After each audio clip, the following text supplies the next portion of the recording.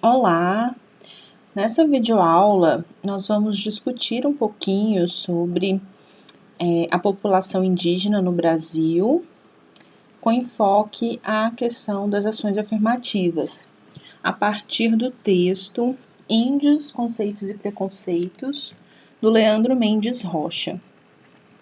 Esse é o Leandro, professor Leandro, possui graduação em História pela Universidade de Brasília, mestrado em História pela Universidade de Brasília também, e doutorado em Histoire de Société Latino-Américaine da Universidade de Paris, Sorbonne Nouvelle, fez estágio pós-doutoral na Université de La Rochelle, na França, e atualmente é professor associado 4 da Universidade Federal de Goiás.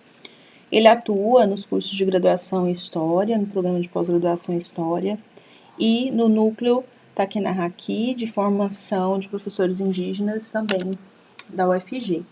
É autor dos livros Cidadania, Interculturalidade, Formação de Docentes Indígenas, Fronteiras e Espaços Interculturais, Transnacionalidade, Etnicidade e Identidade em Regiões de Fronteira, Indigenismo e Participação Política na América Latina, Etnicidade e Nação, Linguagem Especializada, Mitologia Carajá, Processos de Territorialização entre a História e a Antropologia, a Política Indigenista no Brasil, de 1930 a 1967, O Estado e os Índios, Goiás, 1850 a 1889, tem experiência na área de História, com ênfase em História do Brasil República e História Contemporânea do Brasil e América Latina, atuando principalmente nos seguintes temas: História do Brasil, Indigenismo, Política Indigenista, Etnicidade e processos identitários no Brasil e América Latina.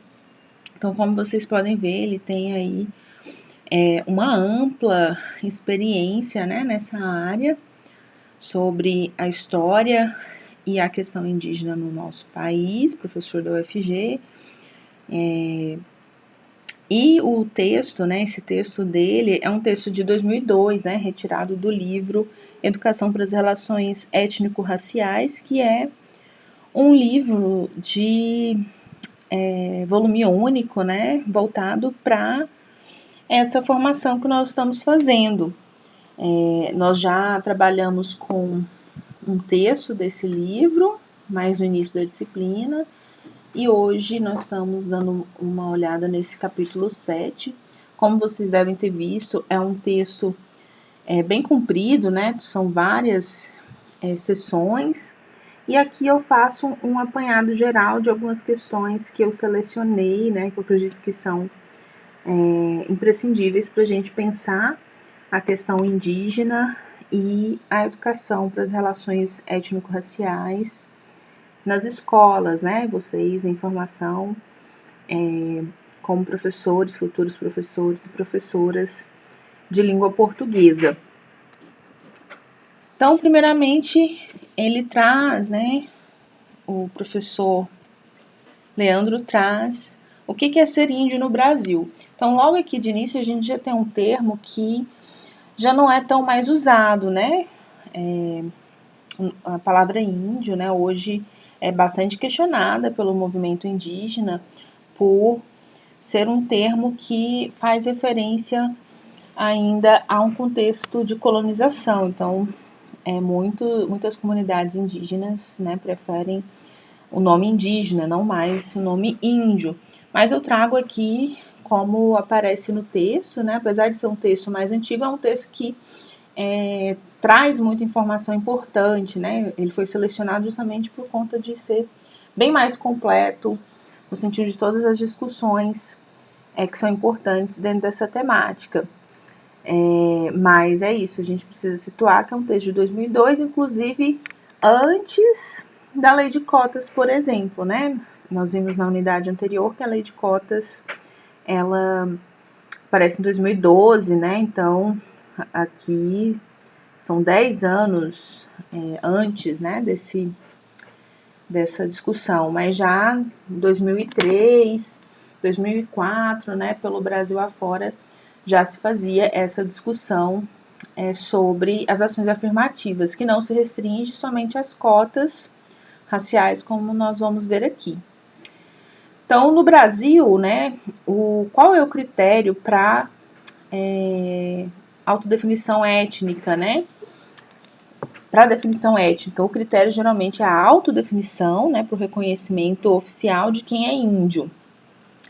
No dizer de Manuela Carneiro da Cunha, a antropologia social chegou à conclusão de que os grupos étnicos só podem ser caracterizados a partir da percepção que eles próprios e os outros grupos com os quais interagem têm de si em relação com os outros, não importando se essa distinção se manifesta ou não em traços culturais. Então, os critérios individuais dependerão, por sua vez, somente da autoavaliação e também, né, do reconhecimento feito pelo grupo de que o indivíduo lhe pertence. Então, a gente percebe que é uma autodefinição, mas essa autodefinição ela não é isolada, né? Então, depende da interação com os grupos com os quais esse indivíduo tem, né? Então, cabe ao grupo a decisão sobre o pertencimento de um indivíduo à sua comunidade, né? Então, na identificação étnica, né, dos povos indígenas, um sujeito, né, que se reconhece como indígena, ele também tem esse reconhecimento do grupo, né, da comunidade. Então, índio ou indígena, né, então atualizando o termo aqui, seria qualquer membro de uma comunidade indígena e que seja por ela reconhecido como tal. Então, a comunidade precisa reconhecer esse membro, né? E a comunidade indígena, toda a comunidade baseada em relações de parentesco entre seus membros e laços históricos e culturais com sociedades pré-colombianas. Então, essas são as primeiras definições que o professor Leandro traz, né, que são importantes para a gente considerar. Essa imagem é lá do texto, né? Então, a nova forma de pensar os indígenas leva em conta o fato de que as etnias indígenas são fenômenos históricos, fruto de continuidades e mudanças pelas quais passaram esses povos, inclusive com o surgimento de novas identidades. Então, fiz esse destaque, né, para falar desses fenômenos históricos, continuidades e mudanças. Então, para a gente pensar a identidade indígena, elas são resultado de fusões, de fissões, de perdas, de aquisições de elementos culturais, fragmentações culturais, causadas por diferentes processos históricos, e esses processos incluem guerras, migrações, escravizações, desenganos, frustrações, morte e toda sorte de violência e também de estratégias bem ou mal sucedidas de inserção na sociedade brasileira e contato com os não indígenas. Então, para vocês perceberem como é complexo, né, esse processo de identificação dos povos indígenas, a gente precisa extrapolar, né, ir além das definições que são muito essencialistas, né, que consideram um indivíduo indígena somente aqueles com aquelas características, né, que nos colocaram, né, no nosso imaginário, né, lá do período da colonização. O índio é aquela pessoa que vive na mata, da caça, da pesca, que vive sem roupa, enfim. Essa definição que, por incrível que pareça, muitos ainda se referem a ela está ultrapassadíssima, né? Então, a identidade indígena é muito complexa, né? Então, como diz o autor lá na página 292, não há, contrariamente ao que se pensa, qualquer razão para acreditarmos que os indígenas atuais constituem um passado petrificado. Então, o indígena de hoje não é o mesmo indígena lá do século XVI, né? Esse passado, ele vai sofrendo mudanças, né? Então, a identidade indígena é fruto de tudo isso. Existem as continuidades, existem as referências aos antepassados, a traços culturais, mas isso em contato com a comunidade não indígena, né? Com o contexto de escravização, de violência. Então, a gente tem uma identidade cheia de fragmentações, né, cheia de mudanças, e por aí vai. E aí, para a gente pensar, né, esses grupos de indígenas, hoje e com as suas características e tudo mais, a gente também precisa voltar um pouquinho no passado, né, pensando nessas rupturas que aconteceram, né, como que esses povos resistem, né, e existem de forma bastante com muitas dificuldades, né? Então, esse texto traz algumas informações importantes sobre esses registros do passado e como que a gente pode perceber, né, as etnias, as línguas, os traços, né, hoje.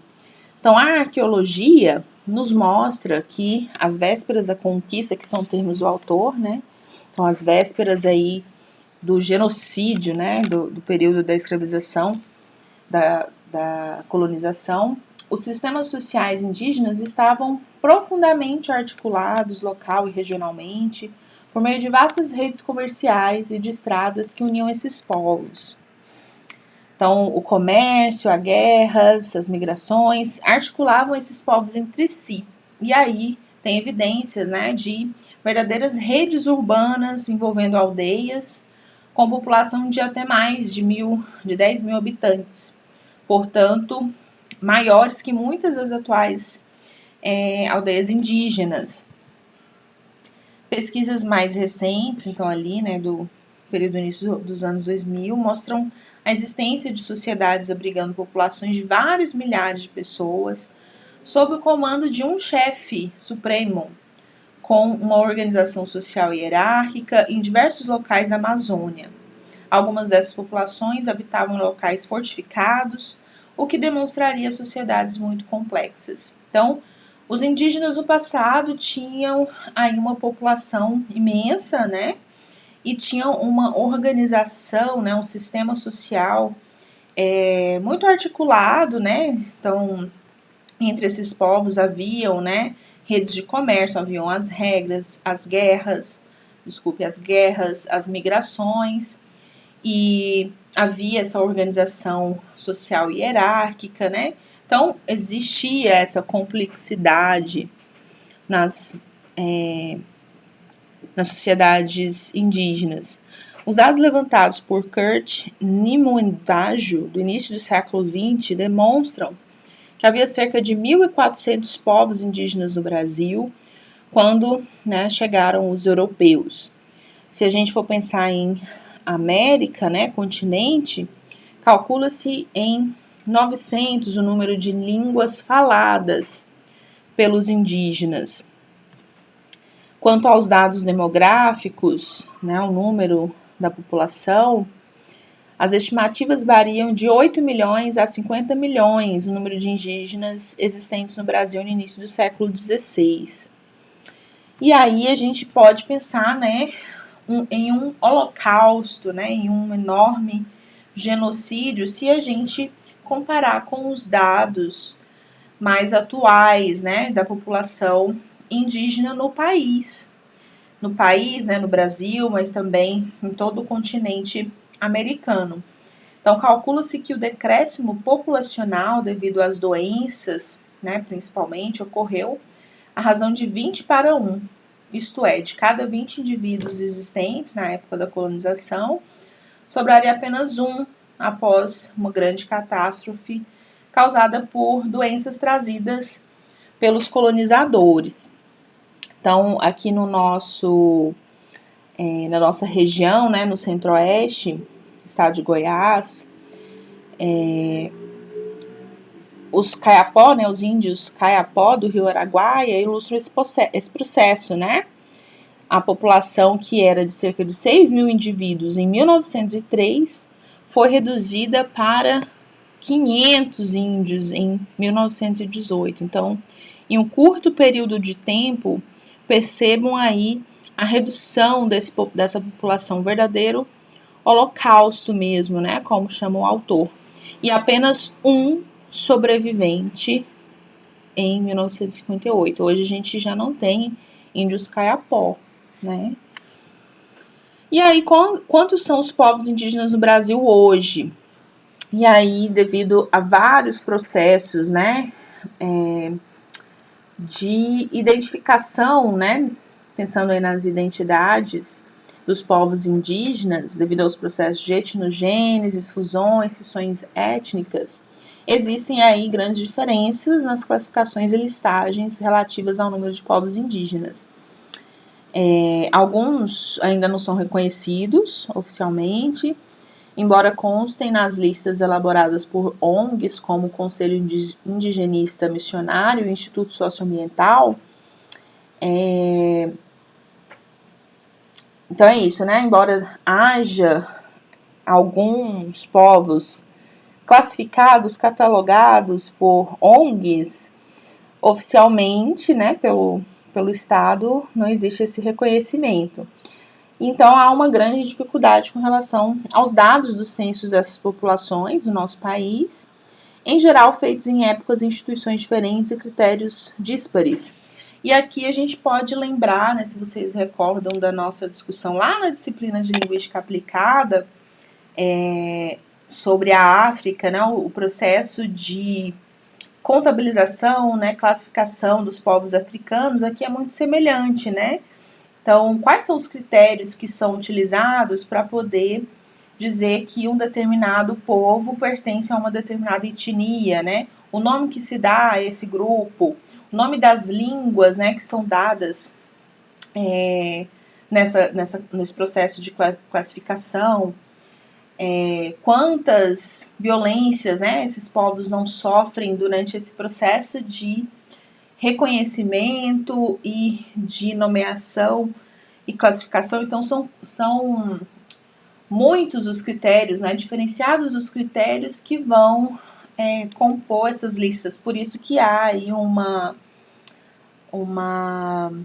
diferença muito grande, né, pensando aqui, ó, nesse número, né, havia no início do século XVI estimativas que variavam aí entre 8 milhões e 50 milhões número de indígenas existentes, porque depende muito das classificações, né, e os povos também, né, o número de comunidades indígenas, de etnias indígenas, vai depender muito da forma como foram feitas essas classificações. E ainda tem aí o problema, né, dos censos, né, então a gente pensar mais recentemente, o nosso último censo é de 2010. Eu vou mostrar para vocês aqui uma reportagem que fala sobre isso, mas quantos anos já não se passaram, né? E quantos outros processos de etnogênesis, fusões e fissões étnicas já não ocorreram, né? Novos grupos foram formados e aglomerados, né? E constituídos, outros sofreram rupturas, né? Então a gente tem uma mudança que não está sendo investigada e estudada, né? Vamos ver o próximo censo aí que está se organizando para ser feito. Então, devido às diferentes metodologias utilizadas, as estimativas variam entre 400 mil e 700 mil indivíduos divididos em mais de 220 etnias diferentes. Então, vamos dar uma olhadinha aqui nos quadros que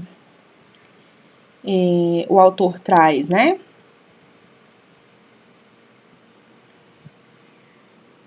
Então, ele mostra aí essa lista, né, de povos indígenas, além dos nomes das etnias, outros nomes ou grafias, né, que às vezes, por conta disso, né, metodologias diferentes, organizações diferentes vão fazer essa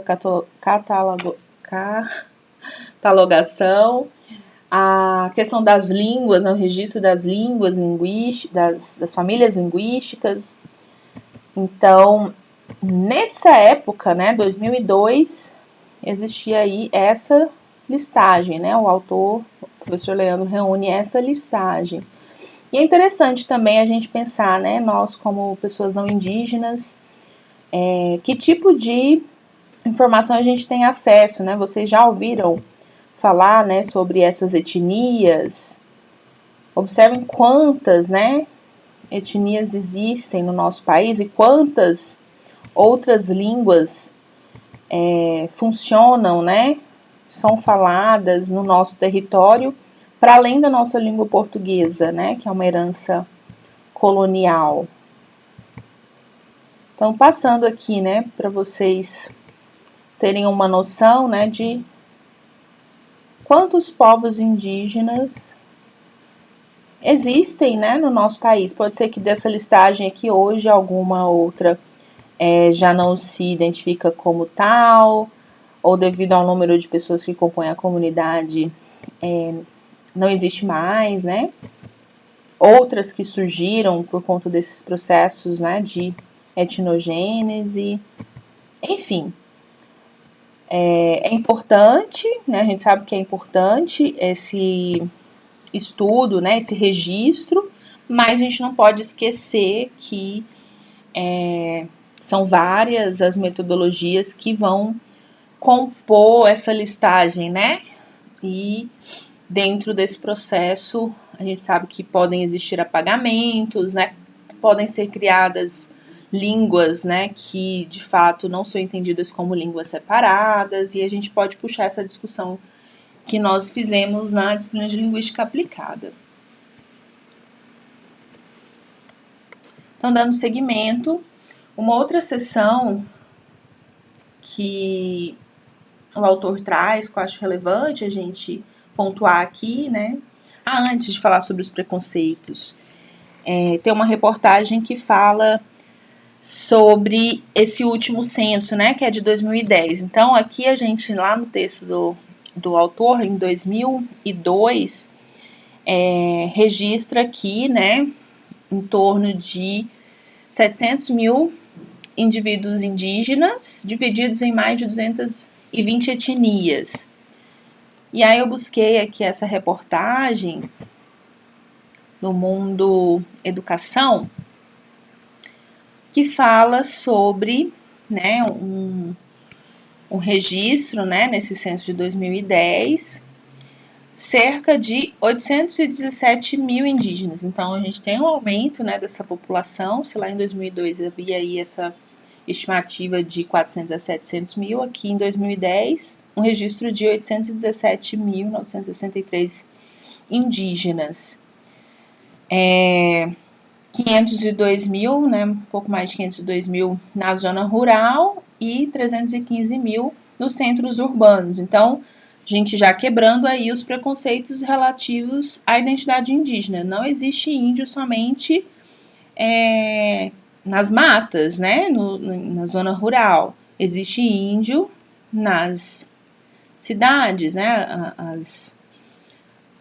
principalmente mulheres, né, eles vão apontar aqui nessa reportagem. E pensando nas etnias, vou descer aqui mais um pouquinho.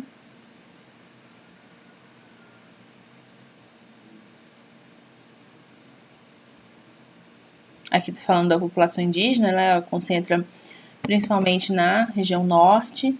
E aí as etnias indígenas. O censo de 2010 divulgou a existência de 305 etnias diferentes no Brasil e 274 línguas indígenas. Então, comparando aí com esse registro de 2002, né? Aqui o professor Leandro fala sobre 220 etnias diferentes, né? Essas cerca aí de 700 mil indivíduos divididos nessas 220 etnias. Em 2010, a gente já tem mais, né, 305 etnias. Para vocês perceberem, né, esse processo que é tão complexo, né, de identificação dos povos indígenas. E 274 línguas, né, em 2010. Aqui a gente, aqui no texto não fala sobre o número de línguas, né? Mas certamente aqui havia um registro um pouco menor, né?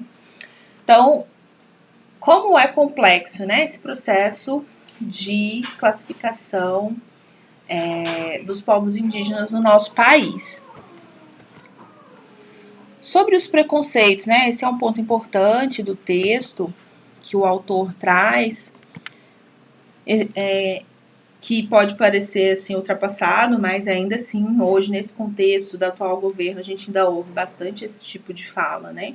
Então, um dos pontos mais polêmicos relativos aos indígenas do Brasil e responsável pelo fomento das formas de preconceito referente aos indígenas está diretamente ligado à questão da terra, né? Então, eu destaco aqui para vocês. Os detratores dos indígenas argumentam em seus discursos que eles não trabalham, que tem muita terra para poucos índios, que estes são um obstáculo ao desenvolvimento econômico e ao progresso do país. E aí o argumento, né, de que os indígenas são preguiçosos, que não trabalham, são muitas vezes fruto de uma visão muito distorcida das atividades de subsistência desses povos. Então, para os povos indígenas, caçar, coletar, pescar são condições de sobrevivência física e cultural. E essas mesmas atividades são vistas por populações não indígenas como atividades de lazer, né? Então, se confunde muito e é onde surgem e se reforçam os preconceitos. Dizem ainda que suas terras são excessivas, que as mesmas reduzem o estoque de terras cultiváveis, provocando escassez, que por sua vez amplia, né, a pressão demográfica sobre as grandes cidades, e esses argumentos não têm muito fundamento, né? Então o autor vai trazer aí pra gente algumas informações importantes, né? Nem todas as terras possuídas pelos indígenas são produtivas, né? Então geralmente as demarcações destinam terras improdutivas aos povos indígenas, e o excesso, né, que dizem, né, de terras concedidas aos indígenas não obstaculizaria o estabelecimento de programas de colonização ou o desenvolvimento da agricultura brasileira, né? Então, ainda que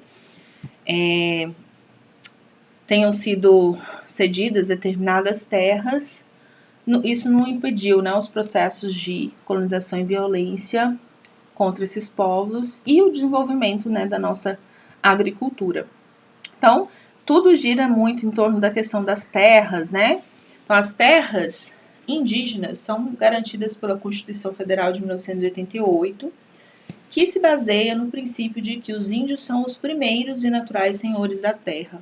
Esse é o princípio do direito originário, ou seja, de que esse direito é anterior a qualquer outro. Então, consequentemente, o direito dos índios a uma determinada terra tradicionalmente ocupada independe do seu reconhecimento formal. Então, independente do reconhecimento, né,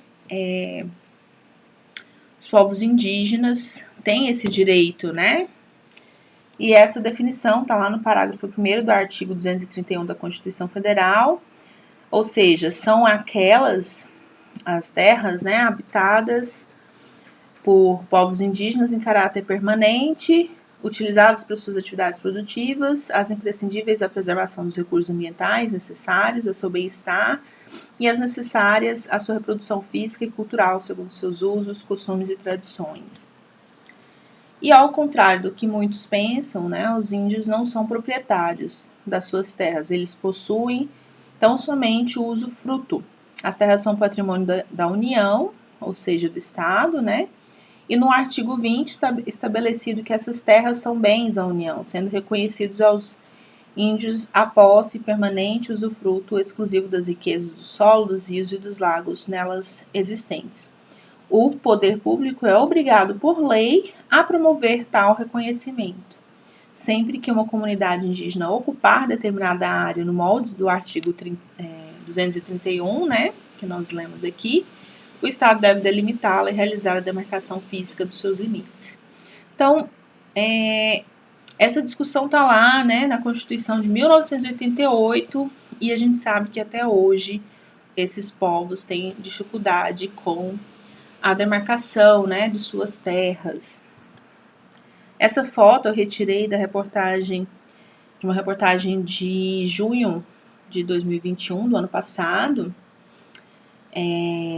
que traz, né, aí algumas pessoas, né, de etnias indígenas diferentes lá em Brasília, lutando, né, pela demarcação. Então, apesar, né, da Constituição garantir proteção, na prática, a gente sabe que grande parte das terras indígenas do Brasil sofre invasões de mineradores, pescadores, caçadores, fazendeiros, madeireiras, poceiros, ou estão próximas, né, a grandes empreendimentos agropecuários. Então, são muitas terras improdutivas também, já extremamente exploradas, né, próximas de estradas que vão cortar os seus territórios, hidrelétricas, minerações, hidrovias, ferrovias, linhas de transmissão, que vão provocar fortes impactos negativos sobre essas comunidades.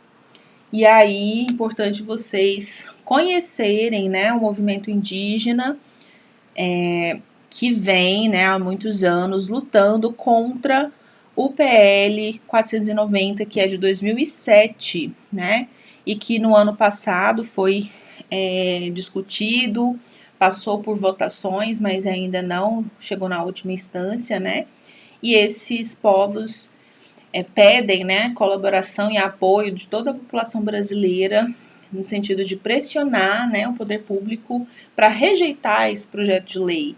Né? Esse projeto de lei, ele vem determinar, né, a demarcação das terras indígenas a partir do que eles chamam de um marco temporal, né, como se as terras pudessem ser demarcadas somente ali a partir de um período, né, então, da Constituição de 1988, que fala sobre o direito, né, dos indígenas às suas terras. Somente as terras ocupadas, né,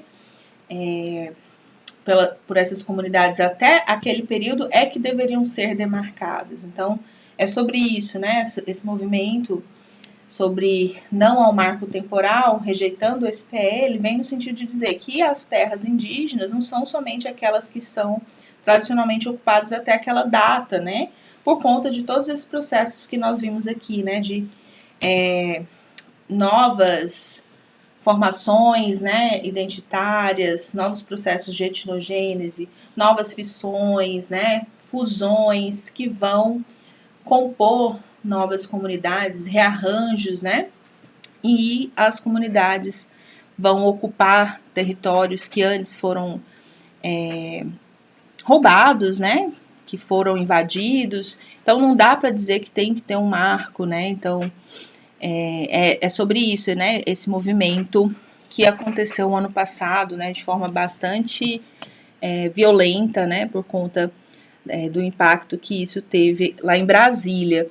E eles dizem, é importante destacar, né, todo o Brasil é terra indígena, né, todo o território brasileiro é terra indígena, pensando aí no período colonial, né, então indígena não está somente em áreas rurais, os indígenas estão também nas áreas urbanas, nas grandes cidades. Aí eu só vou mostrar para vocês a reportagem que vocês podem ler, né, e descobrir um pouco mais sobre esse projeto de lei. É uma sugestão, né, lá do site do Correio Brasiliense, PL 490, entenda o que é o projeto que muda a demarcação de terras indígenas, né. Então, retirei essa imagem aqui, né, dessa reportagem. E vocês podem pesquisar, enfim, mais informação sobre esse movimento, né, não só pesquisar, como conhecer, apoiar. E aqui na sequência, a gente falar um pouquinho sobre o processo de branqueamento, né, da nossa nação. Nós já vimos essa discussão sobre o processo de branqueamento da população brasileira quando falávamos sobre o movimento negro, né, e o índio, né, o indígena também sofre esse processo. Então, com a independência do país em 1822, nós vimos, né, que a procura de uma identidade própria, de um projeto de uma nação brasileira, né, se apresentaram como necessários. E esse processo supõe definir um lugar para o indígena também, não somente no interior da nação, como também no próprio território brasileiro. Então, desde então, liberais e conservadores vão elaborar essa ideologia que integra o índio como um dos pilares da nação, percebida aqui como resultante de uma fusão dita harmoniosa das três raças, né, o branco, o negro e o índio. O autor destaca Silvio Romero, né, que é um dos teóricos aí dessa ideologia, que via o Brasil como um produto dessas três correntes raciais, né, o branco português, o negro e o indígena. O branco português seria apresentado como inferior aos outros europeus, aos germanos saxões, que tinham um papel histórico de tonificar o sangue dos povos latinos. Então, eles eram inferiores, mas eles vinham para tonificar, né, melhorar os nossos povos. Os índios considerados como os mais decaídos na escala etnográfica, embora tivessem aí influenciar a cultura brasileira, e os negros como os derrotados, né, nessa escala etnográfica, por serem portadores aí de uma dita intrínseca inferioridade. Os séculos de miscigenação mostraram graus variados de influência dessas três raças, sendo que há aí um predomínio da branca, porque esta possuía uma cultura mais desenvolvida, enquanto os índios haviam sido eliminados pela guerra ou pela doença, e os africanos brutalizados pela escravidão. Então começa a se desenvolver as ideias de branqueamento da nação brasileira. Então nós vimos, né, essa ideologia nas nossas unidades anteriores, né, e aqui só relembrando, né, que o indígena também fez parte desse processo. A mestiçagem assume esse papel importante, né, na medida em que a civilização europeia não pode ser transplantada integralmente para o solo brasileiro, devido a vários fatores, né, mas aqui como um ambiente mais hostil, na medida em que as outras raças formadoras da nacionalidade, o índio e o negro, são consideradas inferiores, os intelectuais brasileiros, né, vão sublinhar, né, destacar esse elemento mestiço. Então, o mestiço ele passa a representar esse nexo que definiria a nossa diferenciação nacional. Então, o mestiço ele aparece aí como essa figura do brasileiro, né? Por isso é que isso ainda reflete muito no nosso imaginário hoje, né? O mestiço como aquele que está aí, né? Com essas três raças misturadas, né? Se diz muito desse discurso como se fosse uma coisa muito simples, né? Uma mistura harmoniosa, e a gente sabe que não foi assim, que não é bem assim, né? E essa mestiçagem, ela destaca uma das raças, né? Então, essa mestiçagem, ela possibilitaria uma aclimatação da civilização europeia aos trópicos, e o resultado dessa experiência de aclimatação seria aí essa nação brasileira, o mestiço enquanto cruzamento entre raças desiguais, a gente não pode esquecer, né? Entretanto, traz problemas, os defeitos e taras transmitidos pela herança biológica. Então, a solução só no futuro, com o branqueamento do país via imigração europeia, incentivada a partir da segunda metade do século XIX. Então, a gente já viu, né, a imigração europeia compondo parte desse projeto de branqueamento da população. E, por último, eu destaco a discussão que o autor faz sobre as políticas de ações afirmativas, né?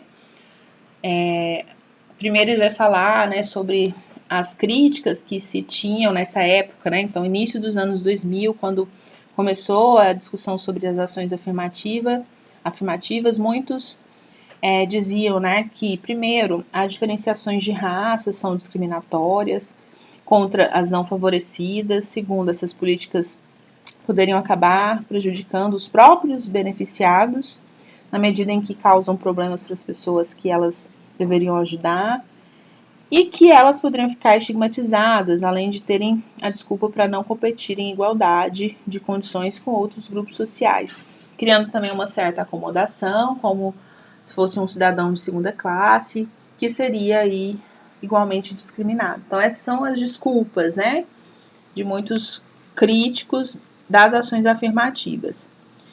E aí durante esse período, o debate brasileiro sobre a ação afirmativa se restringiu muito à questão das cotas, né, que seriam as reservas de vagas para as minorias. E o autor destaca que esse não é o único aspecto desse tipo de política. Então, nós já fizemos uma discussão sobre ações afirmativas e, de fato, elas não se restringem às reservas de vagas, né?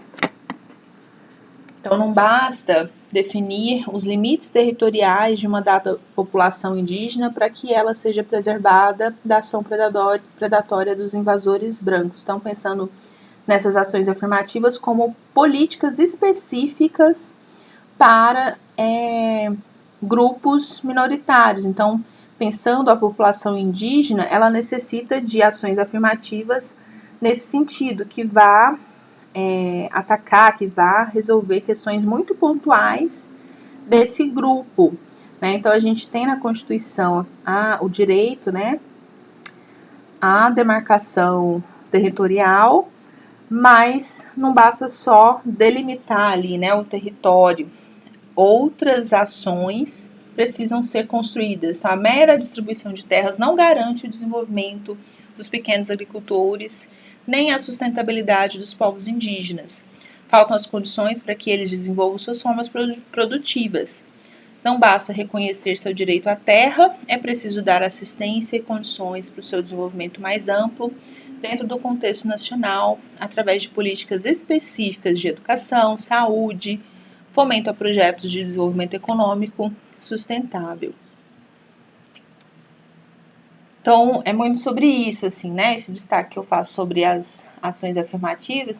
Eu tentei fazer um caminho aqui, né, de pensar quem são os povos indígenas, como eles eram, como esses povos são hoje, né, como se constituem, qual é o número, né, de etnias registradas, reconhecidas, quantos indivíduos, como esses povos são vistos, né, como que a gente pode pensar na desconstrução dos preconceitos, né, que foram construídos ao longo dos anos, que tudo isso gira muito em torno das terras indígenas, né, uma disputa pelo território, para chegar aqui na questão das ações afirmativas que vão para além da política de cotas, né, a necessidade que os povos indígenas têm de políticas muito específicas para atacar problemas relacionados não só à educação, mas à saúde, o seu desenvolvimento, né, a produtividade nesses territórios. Aí ele apresenta, né, uma pesquisa entre 1993 e 95 que resultou na publicação do mapa da fome entre os povos indígenas do Brasil. Então, para vocês terem uma noção, né, é um dado antigo, mas se vocês acompanham reportagens hoje, essa é uma realidade ainda. Em um universo de 577 terras indígenas, envolvendo uma população de mais de 311 mil indígenas, né?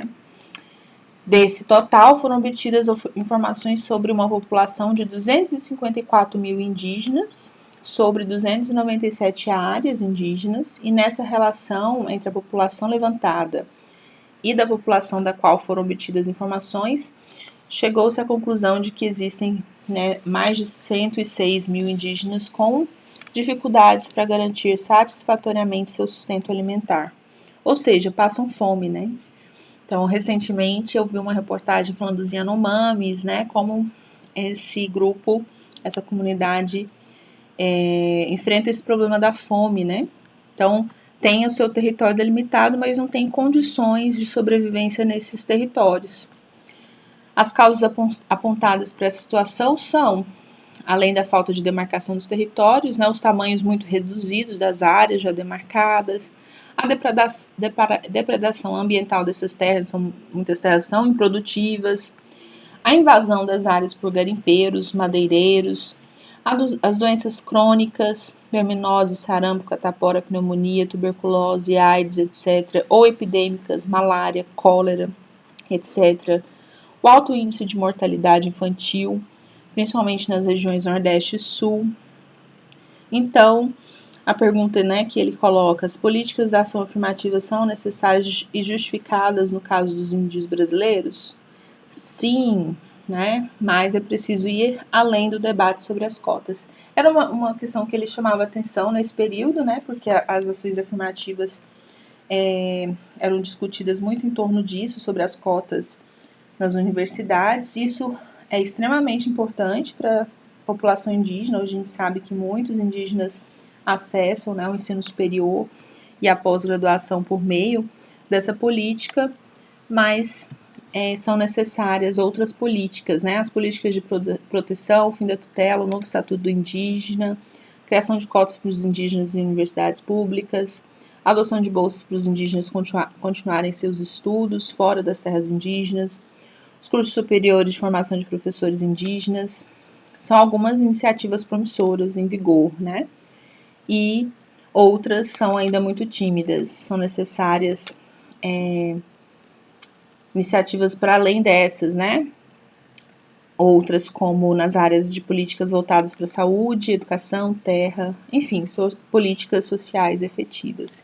E assim eu finalizo, né, essa videoaula e nós daremos seguimento à questão, né, racial, esse debate sobre os povos indígenas e afro-brasileiros relacionados ao ensino na nossa próxima unidade.